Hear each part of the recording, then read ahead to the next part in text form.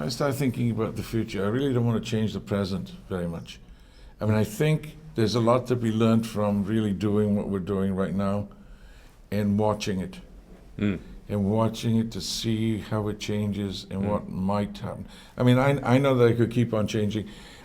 The other reason about doing Strange Times and changing it up, I've always wanted to improvise on stage. I mean, with the view and everything else, improvisation and that element and things, the uncertainty, the you know, trying to get to a conclusion and not getting there, all that, those human frailties. And I think this is a very good vehicle for doing a lot of that. And I think that, you know, trying to come to a conclusion is not the answer to it. There shouldn't be a conclusion here. That's the wrong attitude. If you have what's coming out of there in the sight, a little bit of it, or delay them, it would make them bigger. Do you think that's going to be a feedback problem?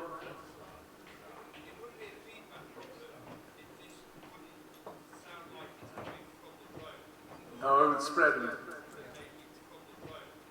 Yeah. Now, what if you, are all the delays in the drone too?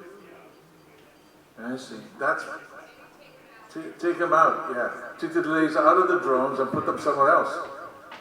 So what did you think between the two nights, the show? Why did you decide to change it up on the second night?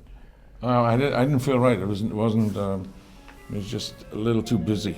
I mean, we're talking about Strange Times. It was just a little too busy, and I didn't really get the idea of strange properly. So having somebody bend a chord all the way through it was really a good basis for it. This nauseating sort of tone that was going through it, and the guitar doing other things. But then having a nice funky bass for it, it sort of propped it up properly. And there was a story that you could tell in there. You created sort of a very different, I would say, it was dark, but it was... Why did you want to leave them like that? Leave the audience with that sort of strange, dark tone? I thought it ended plaintively. I mean, the guitar was singing across the waters, across the waters, across the waters. So it was very hypnotic, and that's kind of the thing that I think both elements in this thing have is the possibilities of hypnosis. Yeah. Mesmerizing people, really putting them in a nice place. Yeah. No, and not to menace or any of that. It's just,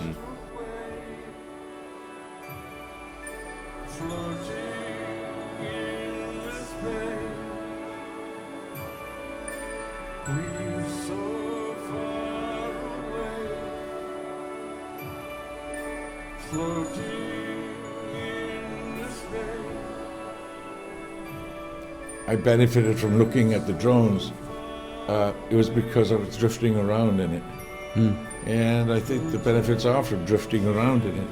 And it doesn't necessarily affect your playing. It's not as if you're trying to influence it by playing it a certain way or anything. It's just like you're appreciating the fact you're in the same space and wondering, sort of, but is it trying to figure out what is it. Is it like when you look over at your guitar player or something, and then you connect, and then okay, we're gonna run this again. Sure. I mean, it's that human element of yes, I'm not alone, and that's a very important principle in all of it. Yes, I'm not alone.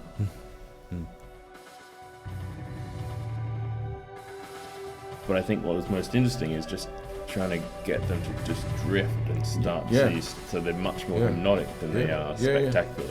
And totally. that's the direction. Yeah. Because people then just disappear into that world, as opposed to being stunned by the spectacle.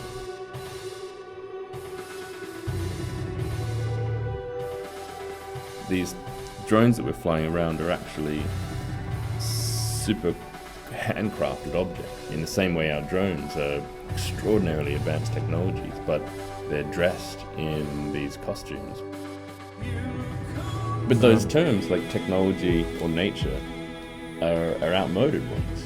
Like the technology is almost natural now. Like it's the wrong way to think about it if we're making distinctions between the robotics and the natural, because the two are one and the same. The thing, they're going to be used for everything.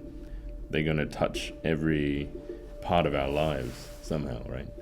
They might never have to touch the ground again. Like once you launch them, they just drift endlessly. So if they do, then do they start to, birds start to nest on them? Like they start to get moss. Yeah, and then they get bigger, and then they join together, and then they kind of cluster, and then all of a sudden you've got these floating islands. Like, that Miyazaki Japanese animation film, La Puta, which is this floating island of technology that had the weeds and trees on it. It's that idea. What we're doing now is just coming to understand how the drone's supposed to move, and that means that it's got to stay a certain distance away from itself. They can't fly over the top of each other because they just knock each other out of the air. All that stuff is learning. We've had thousands and thousands of years of evolution to understand how the body moves. Now it's time to really interrogate how the drone moves and how it behaves. That's what's exciting about it. It's going to drift.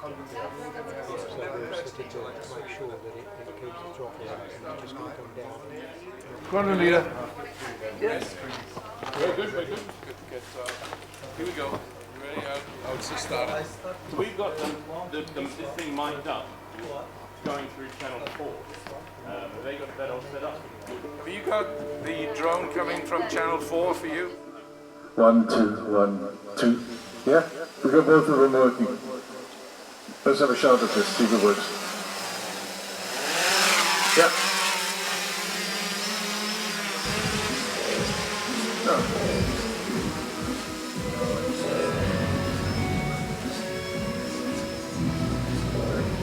Is it coming?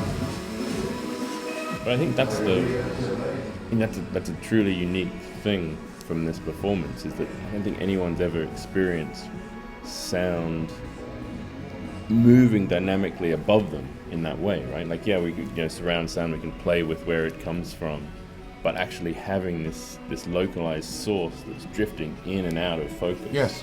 That's really novel, because we've never had the technologies to allow it to happen before. That's one of the things about the directionality of the speakers in the drones that's interesting, is what's your radius? What can you count on? And do you want, in some cases you don't want it. You want people to move in and out of a beam of sound. Yeah.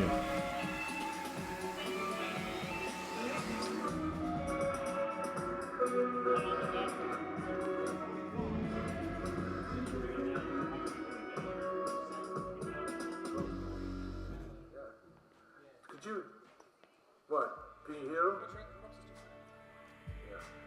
That would be an interesting exercise, to go through all my songs and figure out which personalities are in all the songs, and they're all they're the same personality but in different places. And you could really, I don't know if you make a record out of it, but I mean, you can make an object out of it. That would be maybe a code. That's all. That's all it would be. It would be like a series of ones and zeros.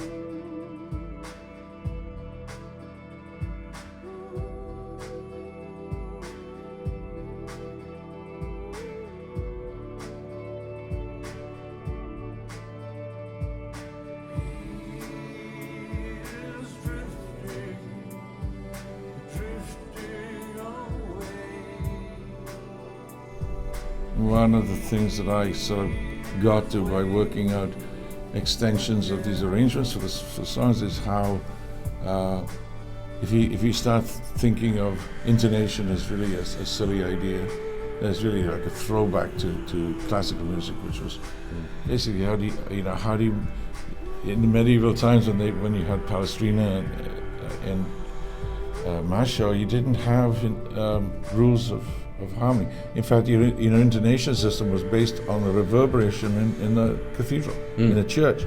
That's your idea of what intonation was. Nowadays, if you had that intonation working for you, you'd be out of tune, and which is what the drone does.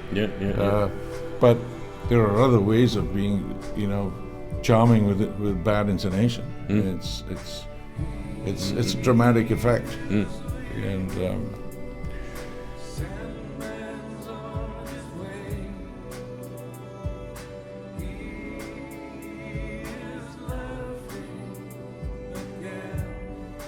But this is the way it is right now. It does teach you things about yourself because it makes demands of you, and you've got to be honest about them.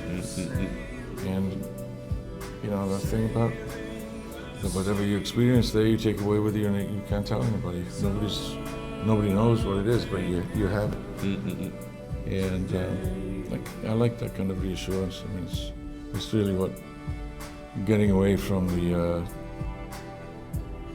military-industrial complex can benefit from. Yeah. I mean, that's why we're doing it, right? Like that. Yeah, to say that these things can do something else. They can be something else. Yeah, that's funny. Yeah.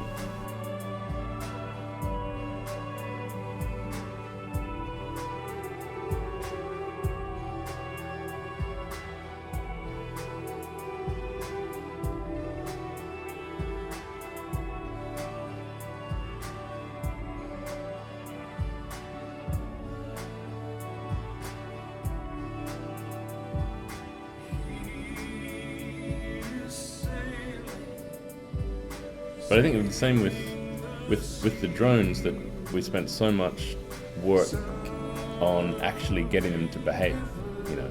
And now that we've kind of come to terms with that, we kind of know how to do it. It's getting them to misbehave, which is the exciting bit, right?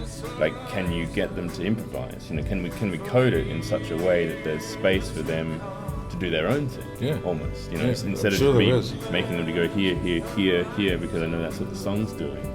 Can I say go here and here, and then drop the signal, and then see what they do, right? they're And like- then put it back in.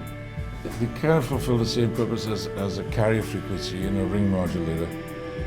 You know, a ring modulator splits the frequencies. If you change the carrier frequency, you'll get a different. So having them as a different carrier frequency in all of this, it splits up.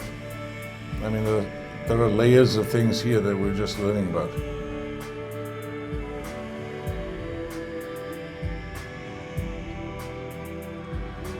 All right. Okay, now on to on to practical matters.